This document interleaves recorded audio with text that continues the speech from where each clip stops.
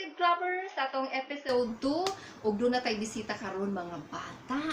Welcome sa tua para kanatong tanan. Let me introduce you, taran. Pag maabot mo sa simbahan, pag man atong quarantine, ako ni silang ipakita sa inyo personal. Okay? First, atong i-welcome si Gowie, no? Si Gowie ni siya mga bata. Hi! And then Growy! Oh, si Growy. Hi! Ingon ni Growy. Hi! Mga seed lovers. And then, kinsa ni? Si Glowy. Okay, hi mga seed lovers. Welcome. Gikan kang Gowy, kang Growy, o kang Glowy. Okay, siya sila nagtago-tago. Anyways, sa akong giingon pa no, sa ato ang unang episode, sa atong introduction, nga karong adlaw, ato ang paminawan ang atong story ug doon na po tayo himuon nga activity or doon na tayo assignment for our activity. Okay, but before that, atong kantahon ang atong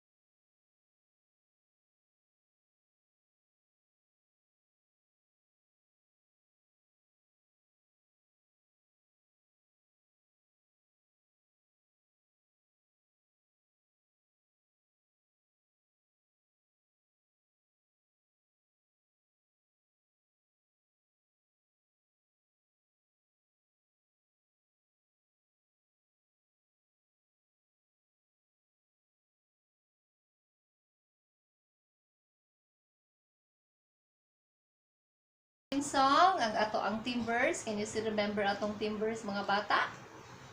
By faith, Matthew 17:20, by faith, small as a mustard seed, nothing is impossible. Okay? Ato na siyang tunan. And Pixies, Sparks, Flames, and Torch, welcome sa atong episode 2. Okay? Smile! Sige, check muna tayo. Check. Bible, check. Notebook, check. Very good. Muna na siya. Points. Okay? And so, we'll have our shimmy, dancing, and singing. Okay, atong sundo ni mga bata. Let us sing, My God is so big. Okay, time sa mga bata. Okay, kaya siya.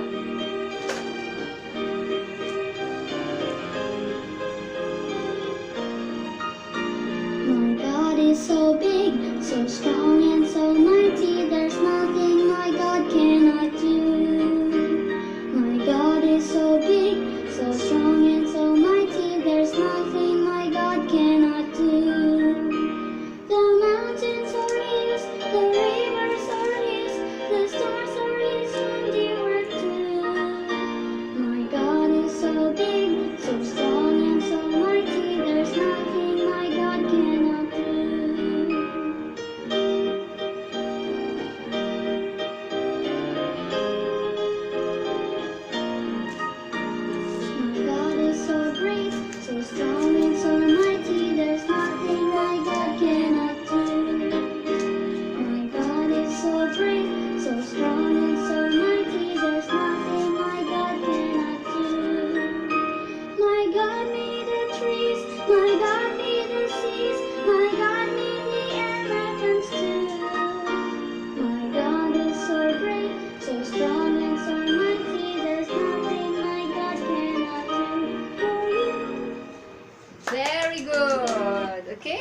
ato nang kantahon no sa sunod na po datong i-review.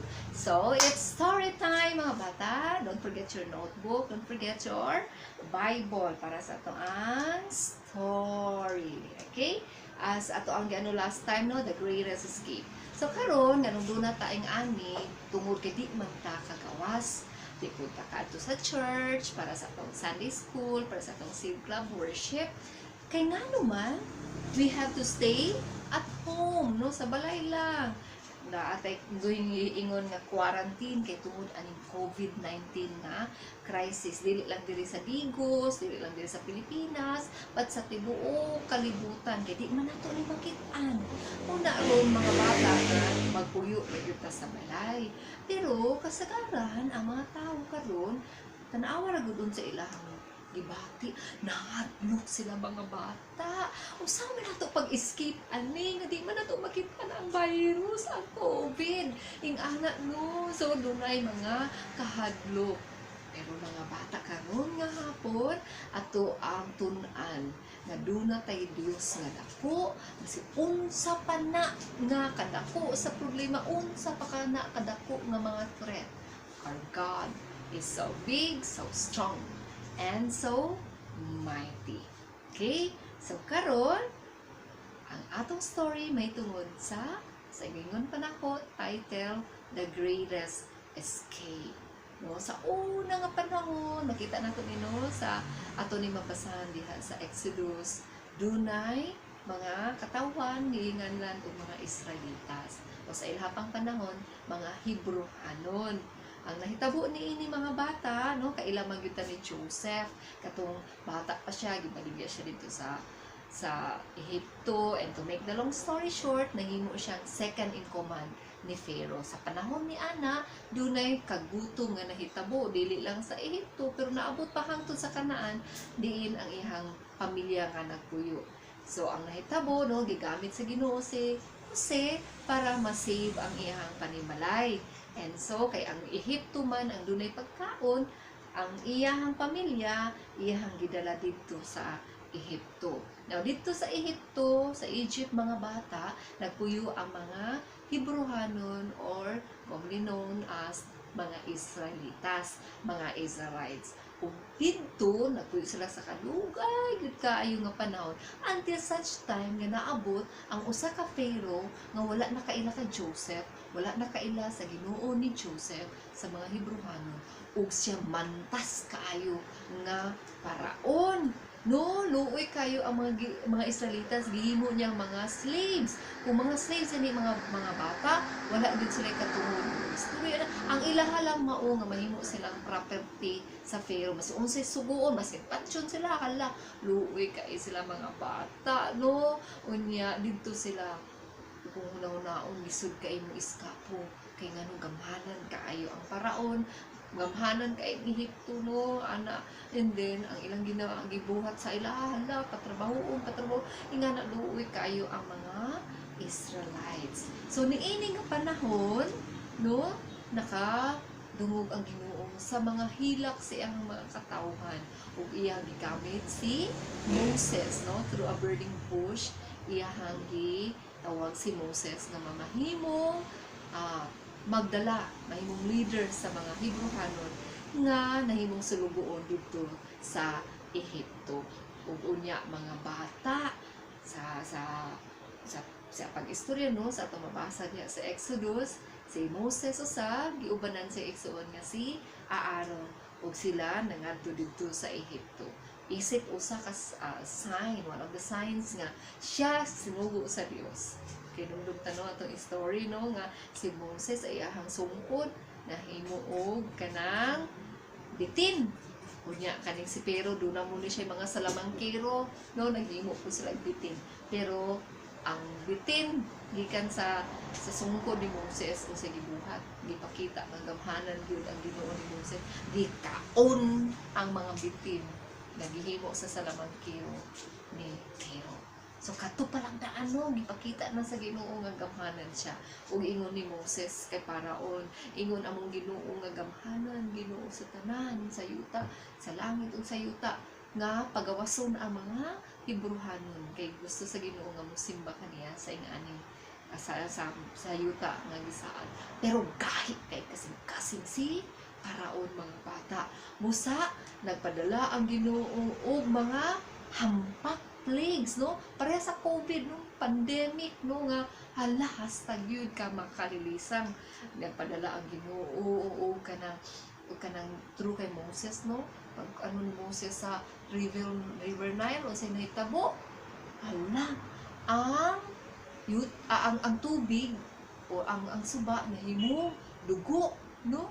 Dayon, unsa pa nagpadala ang Ginoo og baki, no, matag hampak, pero magna siya iyang change of heart. Sige lakaw na mo niya pag mangingon ni Moses si ampuan nato nga mawala ni. Mingon siya, dili mo pwede ka lakaw. Hangtod nga pipila, dunay mga langaw, may mga namatay ang ilang mga cattle, no, ang ilang mga baka, ilang mga kanding, ang ilang mga karnero.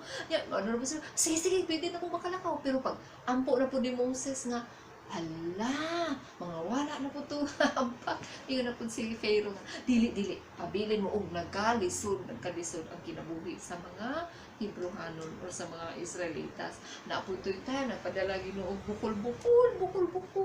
Pero kabalo mo, ang mga Hebrewanon gisper sa Ginoo mga bata. Wala yun sila na ay aninong nga mga bukol ang mga Ehiptohanon lang. Kana gipakita kung kinsa gyud ang Dios sa Israel. Pag maingon na po si Pero nga, ay sige, lakaw na mo niya. Pag mawala na po, hala, mag-change of heart na po siya. Yan na pong pungan, dili ko baka iskapo ang mga Israelites. So magpadala na po hampag ang Ginoo na anak po kakita mo ang grasshoppers. Grasshoppers nagpadala ang Ginoo para ipakita yun nga siya gamhanan o mas gamhanan pa siya bisan pa sa mga Diyos sa mga Ehiptohanon.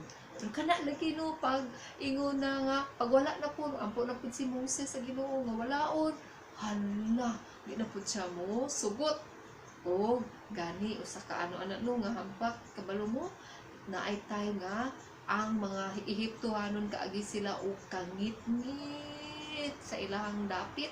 Pero ang dapit sa mga Israelites, sa mga Hebrewanon, doon ay kahayag. Ingana kagamhanan ang Ginoo mga bata. Pero ang problema, wala gihapon kay skapo ang mga Hebrewanon tungod sa kagahi, sa kasing-kasing ni Pharaoh. Until, no, sa ikaunom, kapito, kawalo, kasyam nga maghampak, until the Lord, ningon siya, kining ikapulo nga hampak ako ipakita sa kay Paraon ug sa tanang Ehiptohanon ug kinsa gyud ang tinuod nga Dios. So through kay Moses iyang gi-instructionan ang mga Israelite. Sige, pagkuha mo karnero, kanang karnero nga isa ka tuig ang edad, walay dili buta, dili piam, dili kagiron, kanang perfect gyud nga karnero inyuhan ning ihawon. Unya ipaagas iyang dugo. Tapos, ang iyang karni inyong kaunon, pero ang dugo mo ni inyong himuon. Sa dahil ang himuon mga bata, nibalik atong picture. Ha? Ibutang nila ang dugo sa karnero dito sa ilahang ganghaan, no? Ilahang ipahiran og dugo sa karnero ang ilahang portahan. Kaya naman mga bata, dunay hampak na ipakita, na ihimuon ang Ginoo na makitaan yun kung kinsa siya. O kinsa tong walay purtahan nga walay dugo. Doon na yun mahitabo sa kinamagulangan nga anak diha nga panimalay. Dili lang sa anak sa tawo, no? Sa katong nagpuyo diha nga balay, bisan pa sa kinamagulangan sa tanang mga kahayupan, livestock, mabaka, makarnero, kanding ing anak mga bata. O unya gi-instructionan sa Ginoo ang mga Israelitas nga samtang sila kakaon sila dapat mamutos na sila ready to go na ing ana. So kita nato sa picture no mga bata na nagabantal na sila, ready na sila naka-ready na ilang mga salina mga bata. Kay instruction sa Ginoo anytime tagaan niya sila og great escape. Iyan ang pagawas ang mga Israelites gikan sa slavery sa Egypt. Ug unya mga bata anang kagabhion. Niagi na ang angel of death. Ingon pa sa Exodus 12:23, God will pass over the door and will not suffer the destroyer to come in unto your houses to smite you. Matag putahan nga makit-an sa angel of death nga dunay dugo, iyahala mo na gitawag nga Passover, iyahala nga i-skip kung tan-aw niya dito ang mga portahan nga walay dugo ug unyay mahitabo. Maunay nahitabo bisan pa sa dili lang sa mga ordinaryong Ehiptohan, bisan pa sa kang Pharaoh, kay Pharaoh mga bata ang nahitabo, namatay ang iyang eldest nga anak. Mao na siya. O unya ingon siya, sige, lakaw na mo, na si Pharaoh, lakaw na mo. Kung usa pa'y mahitabo sa amo, sige pa, lakaw na ni Pharaoh. Finally, ang mga Israelites tungod ni ini. Usa mga bata, no? Nag-ingon si Pharaoh nga, sige niya, ang mga Israelites, ang mga ubang mga Egyptian, sige na sila kaabog, kay nga luman. Nahantok naman sila. Kaya yun sila usapay mahitabo nila. You see, mga bata, pila na sila katuig dito, grabe, ay lahang kinabuhi, di naging sila ka-eskapo. Pero ang Ginoo, nagkamahanan sa mga Israelites, moo'y naghatag kanilang greatest escape. Ug sa kalipay, ang mga Israelites sila nanglakaw na sila, nanggawas na sila, wala gyud nang unsa pa sa ilahan nga manghilabot. In fact, ang mga Egyptohan, mga bata no, naghatag pa sa ila pag-usay pangayon nila, hala sige gold, silver nga na mo ni mga ano, sige panghatag nila sa mga Israelites, gipabalunan pa nila. Mao kana ang nahitabo mga bata. Ug busa, kindly open inyong mga Bibles, mga bata, dahil sa Exodus chapter 12. Ang mga Israelitas, sige daw, open na inyong Bible. Ang mga Israelitas, no, walk from the city of Ramesses. Naglakaw sila mga bata, wala na yung nagpugong sa ila. In fact, pila sila kabuo? 600,000. Wala kay labot ang mga mama o ang mga bata, no? 600,000 men. Many other people, naapay mga uban nga nagauban nila. Daghan kay sila mga sheep, daghan sila mga goats and cattle, no, gauban nga padala nagauban kanila, makita, ma-imagine na unsa sila kadaghan, no.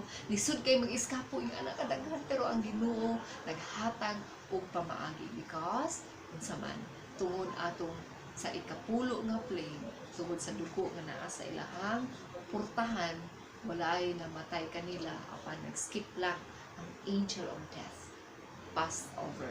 And so ang katawhan sa Ginoo ni gawas mo gitawag nga Exodus, kay nag-exit sila, no, 430 years sila nagpuyo sa Ehipto, has ang lisura sa ilang kinabuhi.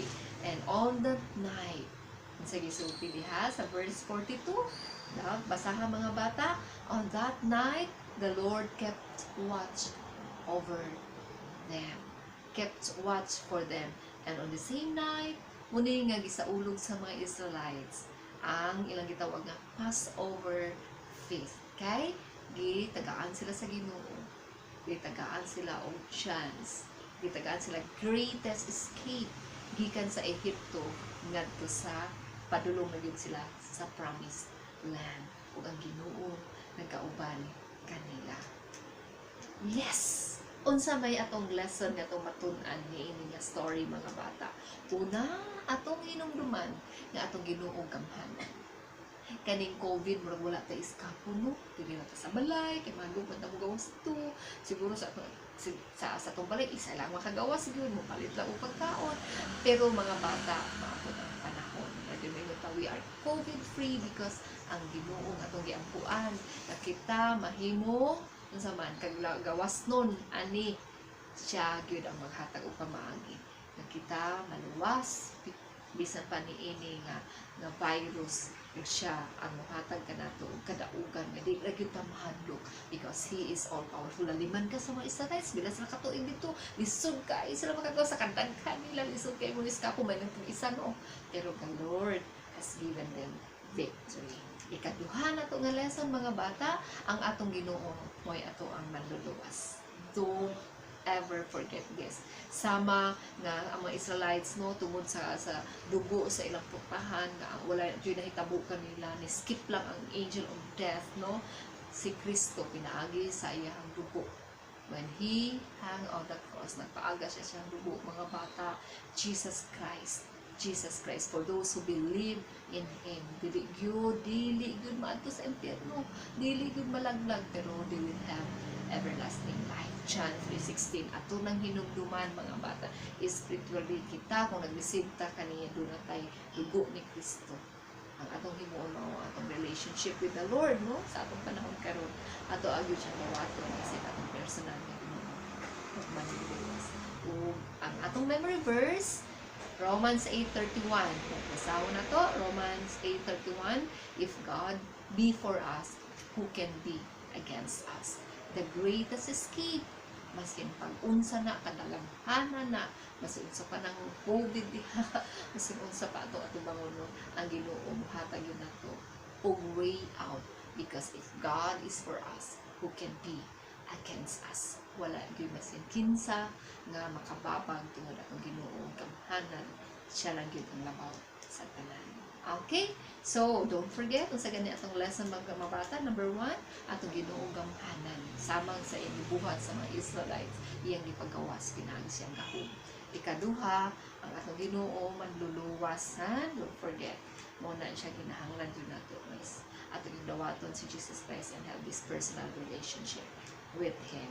If God is for us, who can be against us? Sa ganito, Romans 8:31. Inyo isulat ka na sa inyong notebook, i-recite sa inyong mga mama or papa para doon na nabuo yung points. Sa atong craft time, okay, para na next sa atong episode, please prepare bond paper and scissors. Okay? Kung andam taog, bond paper o gunting. Doon na tayo ito ang himuon. Okay? Don't forget that, mga bata, and atong assignment, inyong notebook with memory verse na ipakita ninyo, pwede nyo picturean. Kaya ito nagtagaan 10 points na siya mga bata. And then, pwede po din nyo post a pics of best quarantine moment. Sadyan eh. Okay, tanaw na to. So, muna siya ang ato ang assignment. Don't forget ang atong lesson mga bata. Okay? And, maon ni siya ang ato ang question for the day. I-post ninyo ni, inyo pwede nyo i-PM sa ko, i-text, ingana no. Una, ato ang unsa man ang duha ka lessons nga at inyong hang natun-an diri sa ato ang story, The Great Escape. I repeat, unsa ang atong duha jud ka major lessons nga atong natun-an sa atong lesson. So, PM, text mga bata. And don't forget also, kung doon na mo yung mga mag-birthday, no, pwede po niyo i-text para ato po silang i-greet. Okay? So, mauna siya mga bata. Don't forget, our God is powerful. And don't forget that He is our Savior. May the Lord bless. Don't forget for our craft next, ato ang bond paper, o atong gunting, kung atong assignment, atong notebook, no, papirmahan, mag-recite, and post a picture, no?